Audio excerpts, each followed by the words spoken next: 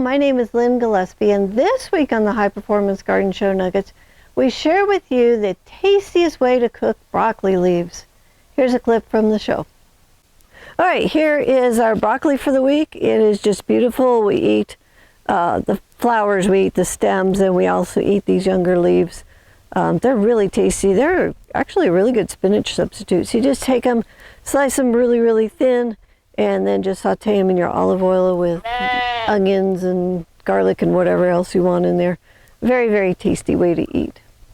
This clip is from the High Performance Garden Show Year 10, Week 11.